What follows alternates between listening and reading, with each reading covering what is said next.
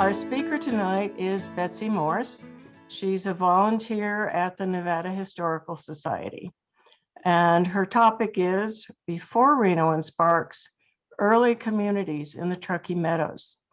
So before Reno and Sparks, between 1850 and 1868, there were communities, little communities like Eastman Mill and Brown's Crossing, villages whose names no longer appear on modern maps. So small settlements like these briefly boomed and just as quickly died, and some never really boomed at all. So the talk will look at a few of those communities that today can only be found in historical archives. So about Betsy, after a career as a National Weather Service meteorologist, Betsy retired and moved to Reno. She's been a longtime volunteer with the Red Cross. In fact, just returned this weekend from deployment for 2 weeks in Texas, where she was in charge of 240 unaccompanied minors, boys from 11 to 17, who she said were perfect gentlemen. She's been with the Nevada Historical Society as a volunteer since 2009, where she works in the research library, gives school tours, and sometimes in the store. She likes learning about the history of Nevada and sharing it with others. And tonight, let's hear from Betsy. When I first moved to Reno, the history that I was taught very quickly on was that before there had been Reno, there had been Fuller's Crossing, which became Lakes Crossing, which became Reno. That was about all I knew about Reno. And that later, the railroad moved some of its buildings from Wadsworth to form Sparks. So both of these as thumbnails might not be bad, but they certainly miss a lot that was going on in the Truckee Meadows area before the creation of Reno and long before the creation of Sparks. Some very interesting communities that shot up and eventually get absorbed by Reno and Sparks and some other places. So let's look at those. First of all, if we're talking about the Truckee Meadows, what exactly are we talking about? And it really depends on what point in history you're at, what you think makes up the Truckee Meadows. The first people who talk about the Truckee Meadows would have been those who are coming across the California Trail as they are heading west out of the Truckee River Canyon. They encounter a wide, long meadow that is to the south of the Truckee Rivers, and this becomes the Truckee Meadows. However, that meadow actually has three different main areas. There is the part that's called the Truckee Meadows, which would run from the Truckee River down to about Rattlesnake Mountain. So it includes the Sparks industrial area and goes close to Hidden Valley. But it's watered by Steamboat Creek and the Boynton Slough. But Steamboat Creek also has two more meadows associated with it, because as you head south, you get to what today we would call South Meadows. But back in the 1860s, it was called the Truckee Valley or Steamboat Valley, or sometimes Steamboat and Huff Acres. So that would be the area south of the Huff Acre Hills down to about Steamboat Springs. And then the third area is as you get into as you go south on 365, as you're heading toward Washoe Valley, you go through Pleasant Valley, which is the third of the major meadows that are fed by Steamboat Creek. So any of those or all of those could be the Truckee Meadows. But today, when we talk about the Truckee Meadows, we're sort of generally talking about Reno and Sparks without any clear delineation of what those mean.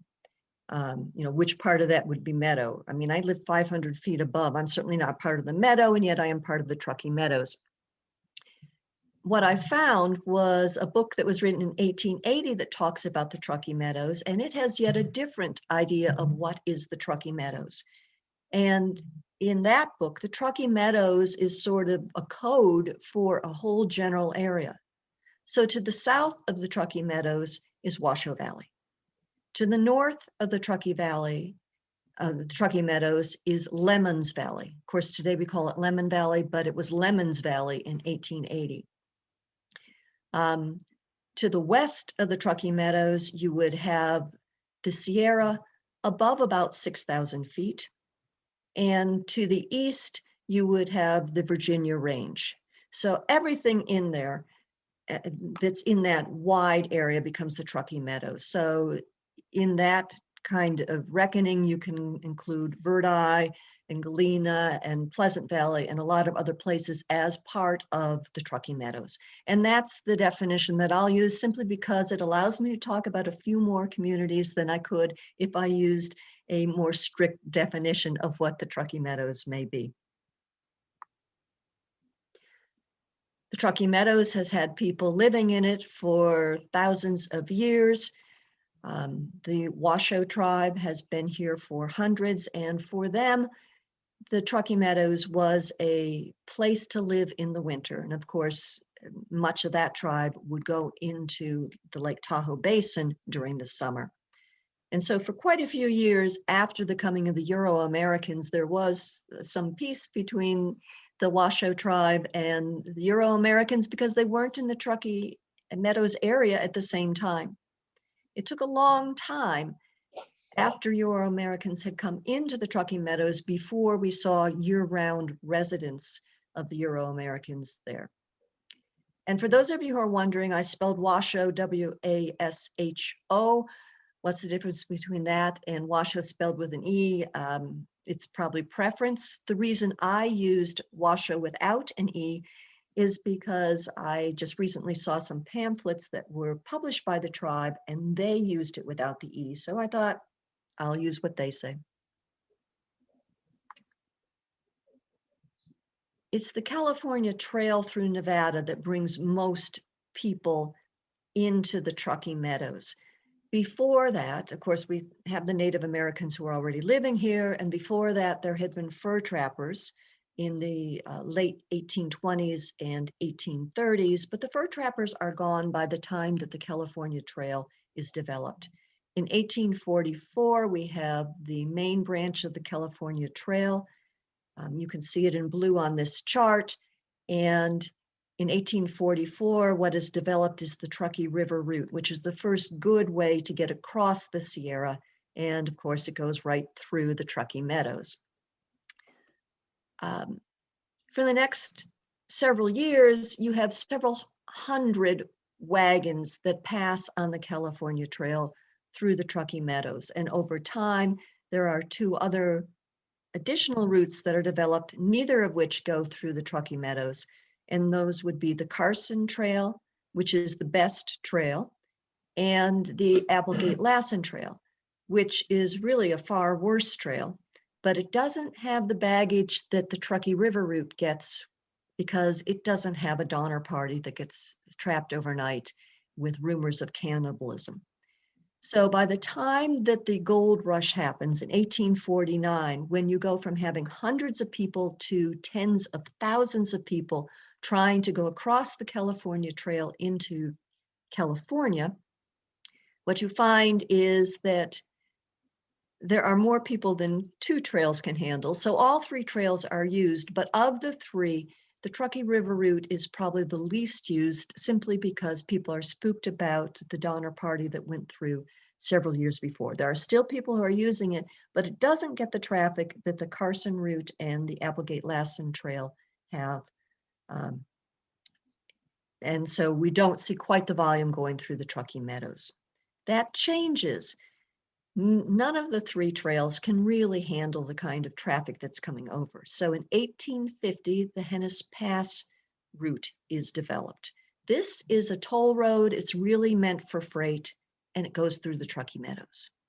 And then in 1851, we have the Beckworth Trail, which of all of the trails, it is the easiest. Now, that's not to say it was easy. None of these trails is easy, but it is the easiest to get over. It's the lowest pass and the gentlest grades as you are ascending from the east.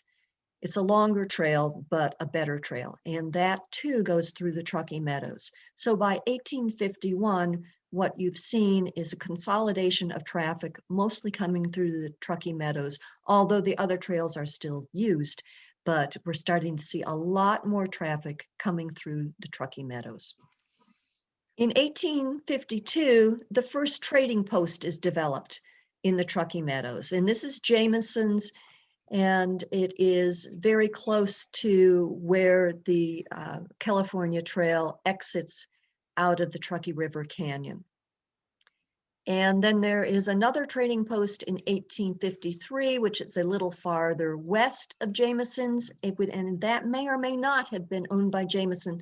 The records are insufficient to know exactly where this trading post was or whether it was Jamison's having moved. By 1854, we have a trading post that's developed up at Crystal Peak, as well as trading posts that are right in the Truckee Meadows. And this is the year that John Owens and Edward Ing open a trading post. Again, records aren't quite clear. Either they opened their trading post where Jamison's had been, or they opened one that was very close to where Jamison's was. It's not quite clear. But anyways, you now have several trading posts that can be used for travelers coming through the Truckee Meadows. 1854 is when we also see speculators coming in. These are not people who want to live in the Truckee Meadows, but they are people who think that there may be some potential here. Now, most of them aren't bothering to go through the legal process of getting land, or even if they do go through that process, the land that they say they have is probably a lot more than they actually laid claim to. But in 1854, speculators start coming in, and pretty soon all of the arable land in the Truckee Meadows, someone claims to own. This shot of the Truckee Meadows is actually a little bit later than our time period. I believe it was taken in 1872. It's a promotional shot by the Central Pacific Railroad. But what I wanted to show you is what the Truckee Meadows looks like in some of the very earliest pictures. This may be one of the earliest pictures we have of the Truckee Meadows. As you can see, the shot is taken from what today is Sparks, and looking into the background beyond where the train is, we're in the Sparks industrial area.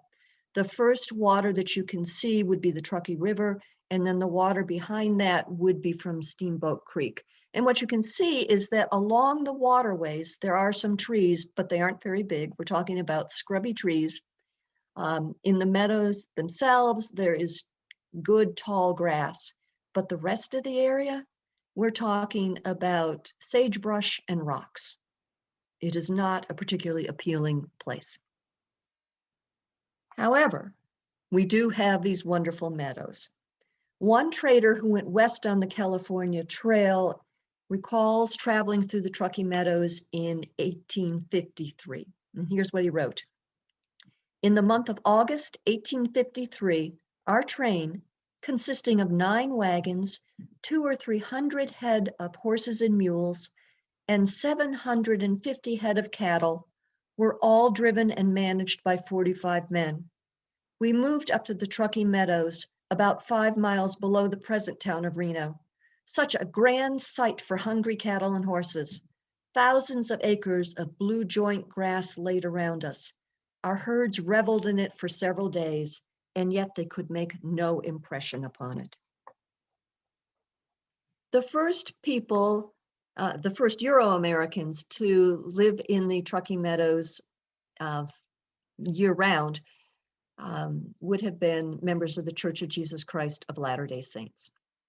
Orson Hyde was a judge in Carson City, and in 1855, he founded Franktown. He was then asked by Brigham Young to develop a second place where Mormons could go to live in the western part of what was then Utah Territory. And so Orson Hyde was looking at 2 places in particular. He was looking at the Truckee Meadows as a possibility and Honey Lake. Pretty quickly, Hyde decided that the place to be was the Truckee Meadows. And he identified it as being a good potential spot both for ranching and for fisheries. His problem was that all of the good farmland already was claimed by someone else. So Hyde, being pretty savvy, went to the Truckee Meadows and let it be known at the gathering places that he was going to be going back to Salt Lake and would be bringing 500 people to Honey Lake. Upon hearing that, the speculators who had grabbed up all the land in the Truckee Meadows immediately left. They rushed up to Honey Lake so that they could lay new claims and then make money off what they supposed would be the incoming Mormons. As soon as they left, Orson Hyde went and gathered up his 500 people and brought them into the Truckee Meadows, which was now nearly vacant. The Mormons settled in Pleasant Valley and what today would be the South Meadows part of the Truckee Meadows. Because there were so many polygamous families in this group, including plural wives, Pleasant Valley became nicknamed Plurality Valley. So that's in 1856. In 1857, we have Peleg and Joshua Brown coming to the Truckee Meadows. Joshua soon leaves, he goes back east, but Peleg stays. And so he is in the Truckee Meadows when Brigham Young sends out a call for all faithful Mormons to come back to Salt Lake City. He is very worried about war with the United States. Remember, this is all territory at the time, and Nevada's part of the Utah Territory. Brigham Young is afraid that there may be a war, and he wants his people with him. And so all of the Mormon faithful who had come in the year before sell what they can, abandon the rest, and go back to Salt Lake City. Peleg says he and two other men are the only Euro-Americans who spend the winter of 1857-1858 in the Truckee Meadows. Peleg writes a lot of letters while he's there. Fortunately, it's easy to get to Carson, and in one of the letters he brags that once every 2 weeks, letters are sent from Carson back to the States. So he writes a lot of letters. Over the winter, he praises the wonderful weather, not a lot of snow. He claims there's no wind, which is a little hard to understand, but talks about how great the weather is. He doesn't even need to feed his cattle. They can do fine on their own. In another letter, he talks about the fact that the Native Americans who live there are very friendly. He says every day some of them come to visit him and they bring him deer meat, has good relationships with them. He was not a lover of members of the Church of Jesus Christ of Latter-day Saints and quite often makes snide remarks about them. In the summer of 1858, he writes back that he has purchased a ranch, 1 square mile, and he bought it for 12 heifers. And then he also has to pay $50 to get a plow made. This is his ranch house, which was built in 1864. Today we know it as the DeMonte Ranch House, but it was built by Peleg Brown, and the DeMonte Ranch originally was his ranch. Around Brown's ranch, there is a small community that develops that's called Brown's. Brown is reputed to have been the first person to try to grow vegetables in the Truckee Meadows. He also may have been the first one to have had water disputes. There's quite a court case that takes place in 1865, which he wins, and he manages to get other people to stop using the water from Brown's Creek. Brown is so successful as a rancher that when the V&T Railroad is established, they do make a stop at Brown's because there's almost always something that they can take up to Virginia City from Brown's. In 1857, John Stone and Charles Gates built an inn, which is called the Farmer's Inn. They also built a trading post and a ferry on the north side of the Truckee. It's near where South McCarran crosses the Truckee in Sparks today. And John Stone and Charles Gates appear to have been working with Ing, who had been one of the trading post owners earlier on. So he seems to have gone into business with Stone and Gates, although his name doesn't appear on things the way Stone and Gates do. The beauty of the Stone and Gates crossing is that this is where immigrants will go north to get onto the Beckworth Trail. So it is a good place for people to rest before they go into the last part of their journey over the Sierra. It also is located where you might go south to get on to some of the other trails. So it's really a crossroads. And in a side note, Stone of Stone and Gates is knowledgeable to some extent about geology.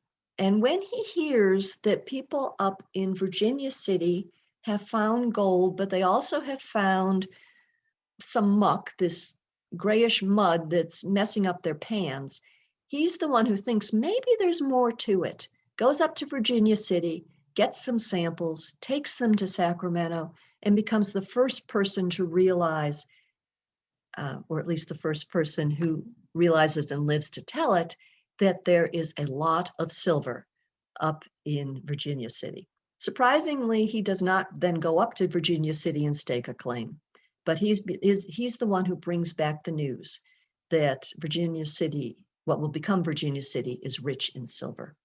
So because of the crossing and the inn, we have a village that grows north of Stone and Gates Crossing. In 1858, it's written that ranchers arrived in earnest, mostly due to the fact that this is part of the Truckee Meadows. There's a lot of water. Irrigation is easy. Later, a year later, when Fuller announces a plan to build a bridge across the Truckee, Stone and Gates and Ing realize that they need to do something similar. So they build a bridge that's going to be a free bridge across the Truckee, where their ferry had been.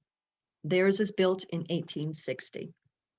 Even though the bridge that Fuller builds connects to an extension of the Virginia Road, so it's a shorter route to get from the California Trail down to Virginia City, many Teamsters prefer to go over the bridge that at Stone and Gates, which hooks to what's called the Old Road, which would be the trail going basically along where McCarran is today, going down the east side of the Truckee Meadows and connecting farther south to the road to Virginia City, because the road surface is better for their teams.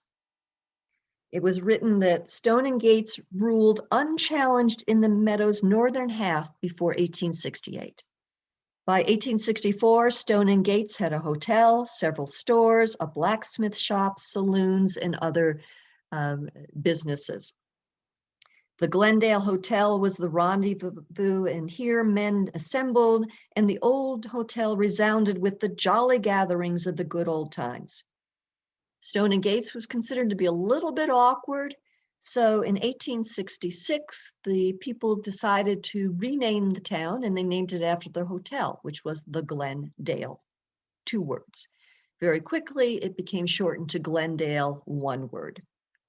In 1868, Glendale was one of 3 sites that was considered by the Central Pacific Railroad to become its east side of the Sierra hub. Of course, the other 2 would have been what by now is Lakes Crossing and Crystal Peak. Unfortunately for Glendale, when representatives of the railroad came to actually see what was there had just been a flood. And so Glendale dropped out of contention to become the East Side Sierra hub. Instead, land near Lakes Crossing was selected And of course, this leads to the creation of Reno in 1868. Within months of Reno being established, all of the businesses in Glendale had moved to Reno. So basically the town died. Now, because the land was so rich, the farms that have been established near there remained, so there are still some people living in the Glendale area, but it no longer is a recognized community. In fact, it's said that the town vanished from sight. This is the Alt House in Glendale, or at Glendale. Even though the town of Glendale had ceased to exist, the ranches are still there. This is George Alt's home. Wren's History of Nevada says that Alt settled in Glendale in 1854. Now, this doesn't seem likely because in 1854, no one was living year-round in the Truckee Meadows, although it's possible that he staked a claim in 1854. What is sure is that he was living in Glendale in 1861 because there are business and tax records that show him there. He had a ranch and a store in Glendale. He served as a Nevada legislator from 1885 to 1889, and he also was a Washoe County commissioner. And he introduced Durham cattle to the state. So we have Glendale, which initially grew in part because it was well irrigated, which brought in ranchers, but also grew because it was a crossroads. You can get to the Hennes Pass Road and to the Beckworth Trail, as well as the older Truckee River Trail by going through Glendale. So what about where other roads converge? And especially after 1859, after you have the rush to Washoe, to get to Virginia City, to get rich on the silver and gold that are up on that mountain. Look at the main roads that we have in the south part of the Truckee Meadows. In blue, you have the road that will lead you up to some of the lumber areas that are supplying the timber that's needed for the mines. Moving south, you have the road that goes to Carson City. And with the influx of people, suddenly getting to Carson City becomes more important because it is the legislative center of the territory. And then you also have the road, the Virginia road, the road that goes to Virginia City. And all three of these roads meet down in the south part of the Truckee Meadows. So what would happen if you happen to have something established right there? Would it be like Glendale? And it turns out there is a place that was right there. There was Huff Acre. The land south of the Huff Acre Hills initially had been settled by the Mormons, but of course they left in 1857. The next year, two men from Salt Lake City, Granville Huff Acre and Lou Drexler, who had owned a store in Salt Lake, drove 500 head of cattle into the Truckee Meadows. They traded cattle, built a store, and raised bumper crops of alfalfa. And their store was larger than the store in Glendale. And very quickly, the place where they've set up shop grows into a busy trading and ranching post. And it also develops a sizable community around it, which is called Huff Acres. Located on main crossroads throughout the 1860s, Huff Acres was a valley metropolis, larger than Glendale and much larger than Lakes Crossing. In 1860, Huff Acres got a Pioneer Express office, which would have been a stage stop. For the next decade, it was the primary stage station in Washoe County. The rush to Washoe resulted in Huff Acres getting a post office, hotels, saloons, express yards, and livery stables. It was known as a gathering place for bachelor ranchers to come and give rein to their natures with dances, horse racers, and arguments about land, basically squabbling about who owned what. In some of the reminiscences of George Peckham, who was one of the early pioneers in the Truckee Meadows, he said, Glendale was the literary and social metropolis of Truckee Meadows and Steamboat Valley during 1866 and 1867, But of course, Huff Acres was an ambitious rival. There were 2 stores in Glendale and 1 at Huff Acres. The first school in the Steamboat Valley would have been the Huff Acre School in 1868. It is not the first school in the Truckee Meadows. That honor goes to Galena, and we'll talk about Galena a little bit later. But the first school in the Truckee Meadows was the Galena School in 1863. But the Huff Acres School was on Virginia Street. Today it is in Bartley Park. Huff Acres also had the first cemetery in the Truckee Meadows. Ty Cobb wrote, almost immediately, Huff Acres Ranch became a center of activity. What would become Reno was a sparse settlement of a few shacks. And here we have Huff Acres home, which still is on South Virginia Street. Of course, it's become a firearms store. His 600-acre ranch eventually will become part of the Holcomb Ranch. Huff Acre was not married when he came to Nevada, but he did marry a woman he met in the Truckee Meadows. The marriage didn't last long. They were divorced and she moved somewhere else, somewhere out of Nevada. But Huff Acre does end up with a daughter. He is well liked in the area. His ranch is famous for its water. Lots of people talk about how sweet the water was at Huff Acres, the best water that they'd had coming across this awful California trail. And apparently was fairly generous. One day, and I believe it must have been getting close to the fall, a family stops. They're on their way to California. Their daughter is very ill. They don't think she can make the difficult journey up over the mountains.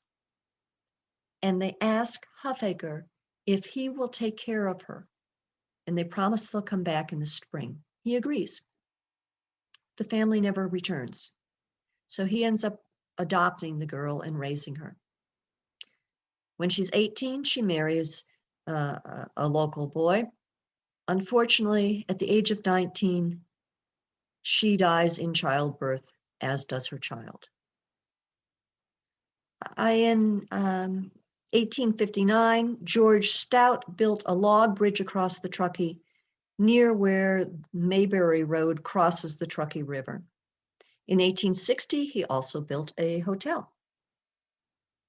In 1861, John Hunter set up a station across the river from Stout.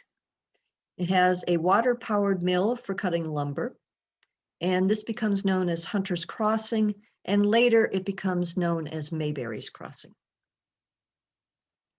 Galena was developed as a mining property in 1860. Silver was discovered in the eastern foothills of the Sierra Nevada. It was written that it was the first honest-to-gosh mining camp in the Truckee Meadows. The story is that Indian Jim and several other Paiutes found lead ore and traces of silver west of Pleasant Valley on Galena Hill. 200 people rushed to this new site. It had one of the earliest quartz mills and smelters on this side of the Sierra. Now, it soon became apparent that it might not be the best possible place for mining. It turned out that the gold had a heavy mixture of lead sulfide, which is also called galena. And the techniques that were available at the time were not good enough to do a good job of extracting the gold from the lead. And it just wasn't going to be profitable. However, the equipment they had could be used to mill the ore that was coming from the Comstock lode. So they were still able to do a type of mining. But it turned out that the real riches in Galena were in the logs that were there. So the entire town moved itself a half mile away to get closer to the Virginia Road. And mining became its strong suit. In very short order, there were 11 sawmills operating in Galena. It was said that the town's streets during the height of commercial activity were crowded with grog shops. It overflowed with charcoal burners, wood choppers, timbermen, millers, miners, bullwhackers, and teamsters. By 1864, it was the largest development in the Truckee Meadows with 250 people. However, there was a bad fire in 1865. The town rebuilt. There was a second disastrous fire in 1867. By that time, there was competition for mill work by the mills that were along the Carson River, and the town basically was abandoned. So it just dies after the fire of 1867. In 1861, a hamlet grew up next to George Eastman's sawmill, which was south of the Truckee near today's Grand Sierra Resort. It was a holding place until the river would rise enough. What they would do is they would send logs from Crystal Peak down the Truckee River when it was running high, and then they would be put into this holding area for the Eastman mill. So this was not a year-round mill. It only operated when it was springtime and the waters ran high, or after heavy thunderstorms, which would temporarily raise the river. Mill Street is the lane that led from the Eastman Ranch by the Eastman Mill to Reno. There was another mill of interest, and that was Auburn. This mill was built by an English company about a mile north of the future town site of Reno. A 20-stamp mill was erected here for crushing quartz. A cluster of homes for mill workers was built around the mill, and the village was called Auburn. However, the birth of Reno completely overwhelmed Auburn, and it died in its infancy, became absorbed into Reno. Although irrigation ditches were built along the Truckee in the 1850s, these were small affairs, usually watering a few ranches, not going very far. We really see the big work in establishing ditches in 1864. And the ditches are very important for the growth of this area. I mean, when you look at this picture, you can see that except for a few bushes immediately next to the water, you don't have much. This is rocky soil and sagebrush. It is not particularly tempting. When you look at where the water was in 1864, here's what was written. Within 3 miles to the south of today's downtown Reno, land was considered worthless, having neither natural grass nor water for irrigation. So we're talking about Midtown and Southwest Reno were considered worthless until the ditches came. So in 1864, we see the first large-scale ditch projects with the ditch that Cochran and Longley created, which was 7 miles long. And of course, that really starts almost a tidal wave of ditches, lots of ditches bringing water to lots of areas that had never seen much water before. 1864 also saw Irvin Bell come to the Steamboat Valley. And he's given credit as being the first to demonstrate that alfalfa and shade trees could be grown in the sagebrush land. Now, in my research, I found 3 different people who were credited with bringing alfalfa here. So I don't know whether Irvin was the first or not, but he certainly was one of the early people to do it. It was said that his first attempt at setting out trees and sowing alfalfa was looked upon as a crazy scheme, but the beautiful green fields upon his ranch and the fine cottonwood groves are the only proof necessary that his judgment was sound. Now moving a little farther afield into things that today we don't think of as being the Truckee Meadows, but that in 1880 were included in the definition of what the Truckee Meadows would be. So we're talking about Crystal Peak, O'Neill's Crossing, and Verdai. O'Neill's Crossing, also known as O'Neill's Station, was a stage stop, and it was the location of a bridge across the Truckee. The bridge was built in 1860 and was near today's Bridge Street in Verdai. It was a small community that developed near the crossing. Later, all of this is absorbed into Verdai.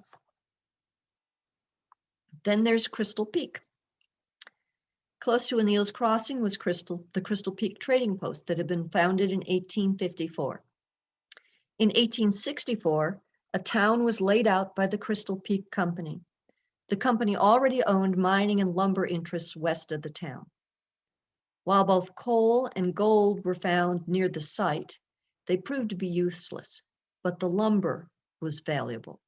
Sawmills were built which fed the mines and the railroad in the thriving town of 300 people that developed at Crystal Peak. In 1868, when the Central Pacific is looking for its Seaside Sierra hub, it's rejected Glendale, but Crystal Peak was one of the two other sites that they were considering. When word gets out that Crystal Peak might be one of the sites, the town swells to 1,500 people, making it at the time the largest place in the Truckee Meadows. However, when the train tracks were built, they were 2 miles away. And the train stopped at a town that it created called Verdai. Crystal Peak went into rapid decline, and of course today it's considered part of Verdai. There was some small-time prospecting that occurred on Peavine Mountain. Basically, they've been mining Peavine Mountain for 160 years. In 1863, the town of Peavine was laid out on Peavine Mountain. It's 9 miles from where Reno will be. It has copper, silver, and gold, but using the techniques they had at the time, it was difficult to reduce the ore, so it became another unsuccessful mining site. But in 1865, more riches were found, and there has been such a revolution in mining just in the last 2 years, between 1863 and 1865, that now it is economically feasible to obtain the ore. So 150 people suddenly are in the area, and they settle into what they call Poe City. So there's a number of different communities, different names: Peavine, Poe City, Poeville, Podunk, all places on Peavine Mountain, just depending on what year it is and where exactly some of the ore has been found. Of course, there'll be several subsequent mining booms and busts on Peavine. So those are some of the early places in the Truckee Meadows. Here's some census data. In 1860, of course, the Truckee Meadows is part of the Utah Territory. And that year, the census, as will be the case for the next 2 censuses that are taken, non-whites are not included in the census. So the census says that there are 22 dwellings and 105 people living in the Truckee Meadows. In 1862, at which point the Truckee Meadows is part of the newly formed Nevada Territory, we are up to over 400 people being in the Truckee Meadows. So we've seen a 400% increase in population just in 2 years. And at that time, Galena is the largest community. Steamboat Huff Acres is about 1/3 of the size of Galena. Glendale comes next, and O'Neill's Crossing is the only other site with any significant population. Peavine, Stouts Crossing, and Fuller's Crossing are all also-rans. Then we get to 1870, and nothing is the same. Galena, that had been the largest place in 1862, is almost gone. Steamboat and Huff Acres has grown, and they're far enough away from Reno that it will continue to grow. And in fact, you'll see it on maps even in the 1940s, that Huff Acres is still shown as an area because Reno hasn't grown enough to completely absorb it. Glendale, what you can't see in the 2 census figures between 1862 and 1870 is Glendale grew to a community of almost 300 people by 1865. But with the formation of Reno, Glendale collapses. O'Neill's Crossing and Verdai, sort of constant. Of course, Fuller's Crossing, that became Lakes Crossing and then becomes part of Reno, is the wonder kid of the neighborhood. Auburn Mill has grown some. Crystal Peak, which you can't see again from these figures, is the 1,500 people who were briefly there in 1868. But what you can see is this rapid increase in population over the course of just 10 years.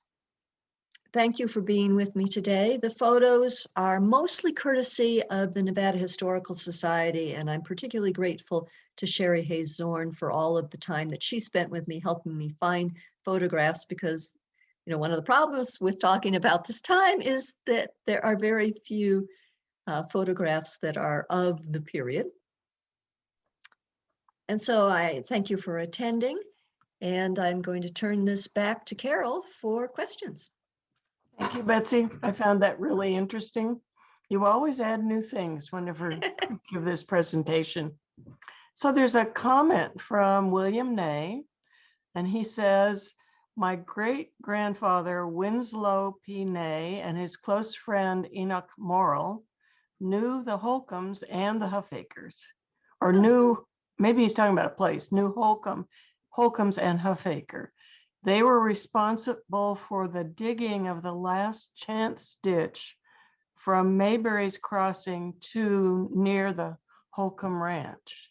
So I think he's saying his grandfather was responsible for digging that, which is really very interesting. Quite a task to have done that, which leads me to want to say, okay, if Huff Acre had this sweet water, why did they have it? Was it a ditch, or was it one of the creeks?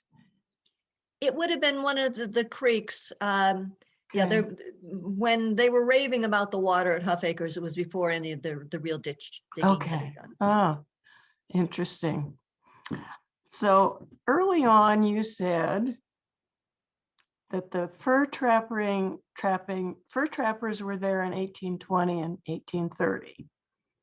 Now I know the answer to the question, but why did it stop then?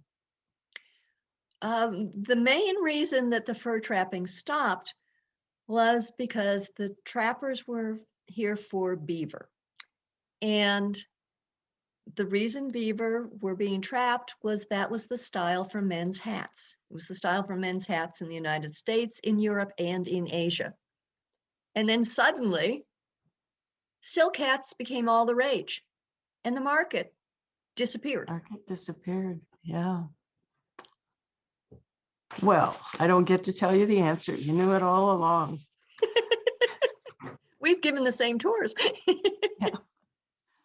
So I admit I wandered in and out, but did you actually talk about the Galena Schoolhouse or show a picture of it? I don't have a picture of it.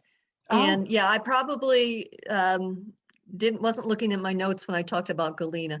But they had a schoolhouse in 1863. So it was the first house in the sort of expanded definition of the Truckee Meadows. Yeah, I have a picture of it. It came from the Historical Society. And I think that it was nothing like the Huff Acre School. It was a little shack. So, but I think it was there until the 1950s. And that's about when the picture was taken of that. Okay, we'll have to look that up. So there's a question about where Crystal Peak is in relation to Verdai.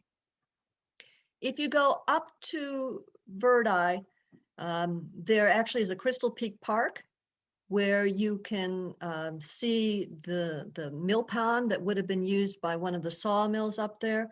And that would be where Crystal Peak was. It's when you're in Verdai, it's sort of what would be west and north Verdai. I think so. Yeah. There's a comment that thank you for the ditches. Someone has lived here for 11 years and wanted to know where they came from. I think the Chinese were responsible for building a lot of them. They were hired to build many of them, yes. And like the Steamboat Ditch is 32 miles long, comes from the Truckee along the west side of Reno, west side of the Truckee Meadows, all the way down to meet Steamboat Creek. Yeah, it's really amazing how long those ditches are. And there must have been some marvelous engineers designing some of these, because we're moving through mountains. Yeah. And the water, my husband criticizes me because I say the Steamboat Ditch, the water went uphill. It had to go uphill. He says water doesn't go uphill. Well, his answer is that the beginning of the Steamboat Ditch had to be far enough up the Truckee in elevation that it could then come down and go up in order to cross over up where McCarran, yes, where McCarran meets Cashel. I mean, you can see the Steamboat Ditch there. Yeah. Let me see. Is there a map with all of the ditches shown?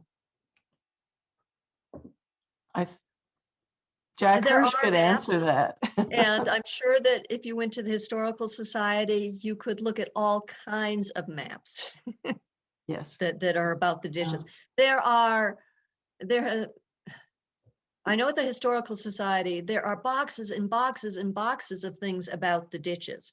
And there are many, many talks about the ditches with people who know a lot more about them than I do.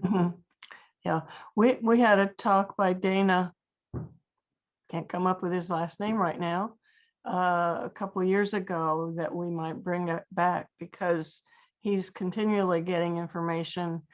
And we had a full house at the downtown library. We let 141 people in that day, well over what the fire department would agree to. So let's see, the Last Chance Ditch, this is William Ney, who maybe could give us a talk on ditches. He's saying that the Last Chance Ditch is 17 miles long and it was built by Chinese labor. Let me see. Oh, yes. A question or comment from Linda Burke about the connection to Galena, where the name Galena means lead. Was there lead then at that mining area? Yes, and that was why it wasn't Okay. profitable. Okay. I wanted to make a comment about when we moved here in 98, and we got a AAA map. There were at least 10 ditches listed on that, little tiny squiggly lines, and Galena was on that map also. Now, I suspect it was Galena Junction, which is where Mount Rose Highway and Wedge meet. But if anybody could get a hold of that AAA map, I still have that one well marked up, but that they don't any longer, I think, put the ditches on the AAA map. But once they did. Yeah. Let's see, this is from Mark Richardson. The Galena School was built of wood from their home in Virginia City by the Callahan family in 1908, was upgraded to stone in 1940, and it was used until 1959. And you can get to the location where the school was by taking Callahan Ranch Road south just a bit, as far as it will go, and you can see where the school was. And I believe that's where that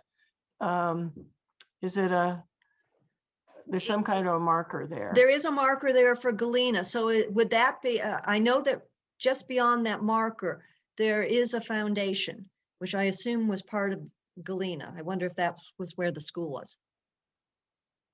Don't know. I've been there a number of times, but it's somewhere around there. And William Ney says, the Last Chance Ditch has a section that goes through Bartley Ranch Regional Park. And Mark Richards comes back and says, the school is next to Callahan Park. And so I think Callahan Park is on the get my directions, west side of Callahan Ranch Road. And Yeah. the school was just on the opposite side, close to it. Let's see. Have I gotten all of the questions? Recorded for trappers. Okay, I think we've gone through questions. Have any comments besides that you'd like to make? Well, just thank you for this opportunity. I love having an opportunity to talk about some of the things that I've learned. We appreciate all of the research you've done to do this. Well, we're getting lots of thank yous, Betsy. So not necessarily questions, but people appreciate the work you've done and the presentation. So I will turn it back to John. John, thank you so much for letting Harps do this. We appreciate it. Absolutely. And thank you for hosting, Carol. And thank you so much for presenting, Betsy. And as you mentioned, Carol, many thanks from our attendees. And again, this is the last in our spring series, but keep an eye out for more in September. And if you'd like to learn more about the Historic Reno Preservation Society, please visit historicreno.org. And if you'd like to learn more about Nevada history, we have a great link on the library website to the online Nevada encyclopedia. So go to washoecountylibrary.us, go to the resources tab to find the online Nevada encyclopedia. Our next history program is coming up on April 15th. Nevada Historical Society is presenting High Noon with Neil Cobb. And this month's topic is the origin and evolution of the Basque Hotel with Dr. Michael Fisher. To find out more information about all of our virtual events, please visit the library website. And thank you again for joining us tonight, and we'll see you next time.